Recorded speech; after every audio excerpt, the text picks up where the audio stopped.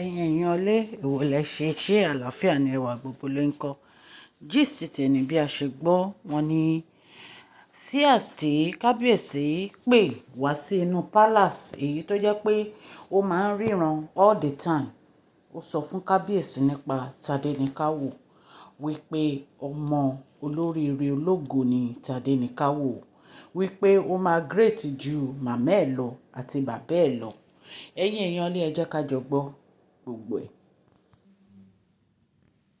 Mashola Gist TV ń kí yín. Mashola Gist TV ń kí yín. Adúpẹ́ adúpẹ́ atọ́pẹ́dá. Mashola Gist TV ń kí yín. Mashola Gist TV ń kí yín o. Ó ní ẹ ṣé o lọ́wọ́ ọkùnrin, lọ́wọ́ obìnrin, lọ́wọ́ ọmọdé, lọ́wọ́ àgbà. Lórí gbogbo bẹ́ẹ̀ ṣe ń comment, tẹ̀ ń like, tẹ̀ ń share. Adúpẹ́ adúpẹ́ ní ọwọ́ gbogbo yín. Mashola Gist TV ń kí yín. Ẹ̀yin olólùfẹ́ wa, ẹ káàbọ̀ sí Mashola Gist TV. Ṣé àlàáfíà ni ẹwà gbogbo lè ń kọ́? Orúkọ mi ni Mashola kò yí padà. A máa ń sọ̀rọ̀ nípa celebrity gist, royal gist, politics àti gbogbo nǹkan tó ń ṣẹlẹ̀ ní agbègbè orílẹ̀-èdè bàbá wa ní ilẹ̀ Nàìjíríà.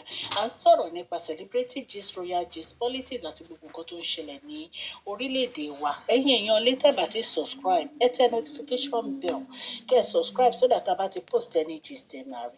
A ń sọ Yorùbá lórí channel yìí nítorí pé a fẹ́ gbàgbé àṣà àti èdè wa. Ẹ̀yin èèyàn lé à ń ṣe advert lọ́lọ́kùn òjọ̀kan lórí channel yìí, ẹ kàn sí wa ní Mashola Gist TV.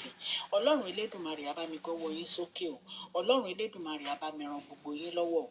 Òkè òkè ni ọlá yín á máa lọ o. Ọlá yín ò ní lọ ìsàlẹ̀ láíláí.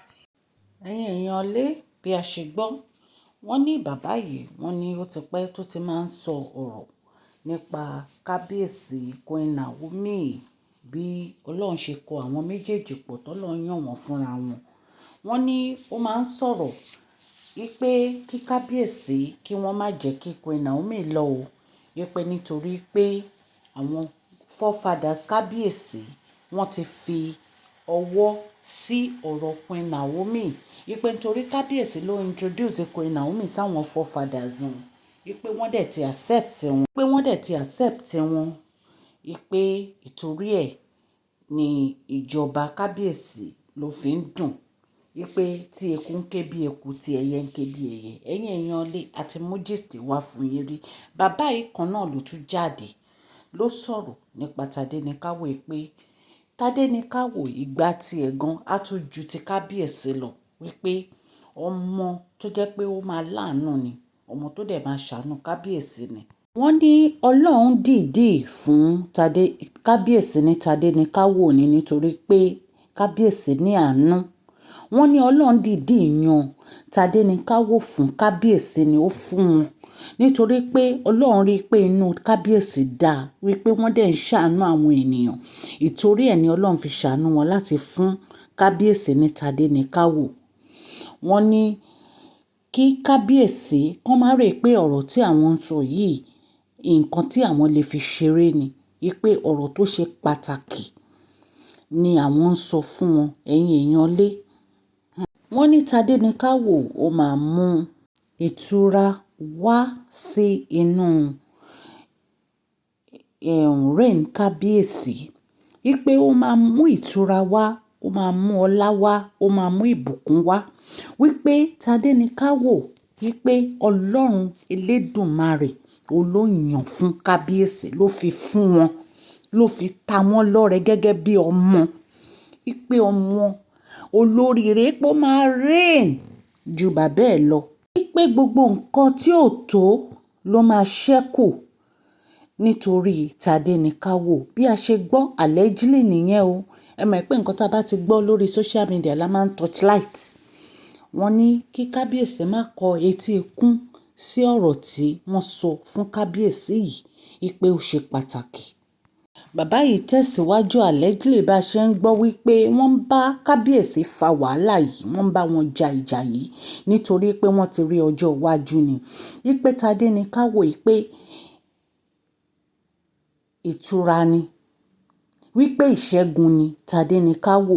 Wọ́n ní gbogbo nǹkan tó so mọ́ kí wọ́n má jẹ́ kí Queen Naomi wọ inú palace kí wọ́n máa bá kábíyèsí jà wípé wọ́n ti rí ọjọ́ iwájú ni o wípé wọ́n ti mọ̀ pé tí wọ́n bá jẹ́ kí Queen Naomi wọnú palace gbogbo nǹkan tí wọ́n rò gbogbo ẹ̀ ló máa ṣẹlẹ̀ wípé kí kábíyèsí má mikàn wípé Ọlọ́run ó máa ṣẹ́gun fún wọn wípé bí wọ́n ṣe ń ṣe nìkan máa ṣe lọ́lá inú kan.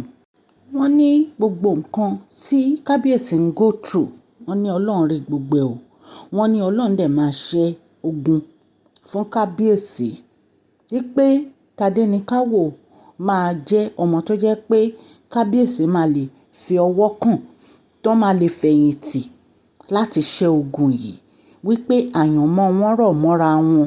Nǹkan tá a gbọ́ ní o ẹ̀yin èèyàn ẹ mọ̀ pé mi ìbá kábíyèsí gbé palace o ṣùgbọ́n nǹkan tá a gbọ́ òun ni wípé Tádéníkáwò àti kábíyèsí àyànmọ́ wọn rọ̀ mọ́ra wọn pé ó máa great ju kábíyèsí lọ àti màmá ẹ̀. Nǹkan tá a gbọ́ ni la ní ká wá sọ fún yín. Ẹ̀yin èèyàn lé ẹ̀yin náà mọ̀ wípé wọ́ọ̀ yìí tẹ́yin gan bá rò ẹ jẹ́ ká jọ rò. Ṣé ìjà tí Queen Naomi jà yìí ṣé kò ti ju ọjọ́ orí wọn lọ? Ibi tó ti ẹ kẹ́ ẹ mọ̀ pé nǹkan táwọn sí àyè ń sọ wọ́n rí ni tí wọ́n bá rí wọn ní sọ.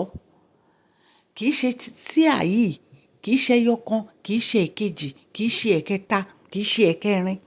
Náà ti ń sọ wípé kábíyèsí àti Queen Naomi àyànmọ́ wọn rọ̀ mọ́ra wọn. Wípé Ọlọ́run dìídì yan Queen Naomi fún kábíyèsí ni. Wọ́n tún sọ wípé Ọlọ́run mọ̀ọ́mọ̀ fi Tádéníkáwò ta kábíyèsí lọ́rẹ. So that means it's a gift from God. Ọlọ́run dìídì bless kábíyèsí pẹ̀lú Tádéníkáwò ni. Ẹni tí Ọlọ́run bá wá bless ta ló lè kọjú ìjà sí? That means Tádéníkáwò is a child of God.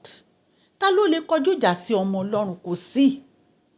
So ẹ̀yin èèyàn èmi feel pé Queen Naomi ti borí gbogbo àwọn ọ̀tá wọn ìtorí ẹ̀ ní gbogbo àwọn messages fi ń wá láti ọ̀dọ̀ àwọn seers yìí.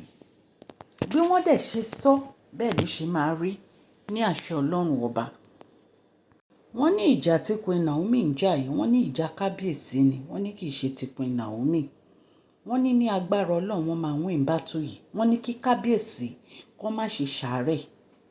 Wípé kí wọ́n dúró together kí wọ́n kànjọ fọwọ́sowọ́pọ̀ wípé wọ́n máa borí gbogbo àwọn ọ̀tá wọn. Wọ́n dẹ̀ máa borí gbogbo àwọn tó ń lépa wọn. Bí a ṣe gbọ́ tí wọ́n ní bàbá sí ààyè sọ nìyẹn èèyàn ara lé.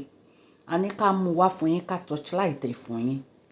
Gbogbo etí tó ń gbọ́ mi mo dúpẹ́ lọ́wọ́ yín fún àdúrótì mi lórí channel yìí. A dúpẹ́ lọ́wọ́ ọkùnrin, a dúpẹ́ lọ́wọ́ obìnrin, a dúpẹ́ lọ́wọ́ ọmọdé, a dúpẹ́ lọ́wọ́ àgbàlagbà nítorí pé ẹ fi wá sílẹ̀ rárá. Ní gbogbo ìgbà lẹ́ ń comment, lẹ́ ń like, lẹ́ ń share. A dúpẹ́ o, àtún ọpẹ́ dá torí àwọn àgbà ló ní tí ọmọdé bá dúpẹ́ orí àná á rè mí ìgbà. Ẹ ṣé òkè ní ọlá yín á máa lọ o, ọlá yín ò ní lọ ìsàlẹ̀ láéláé. Please share this video, like and subscribe. God Almighty will bless you all.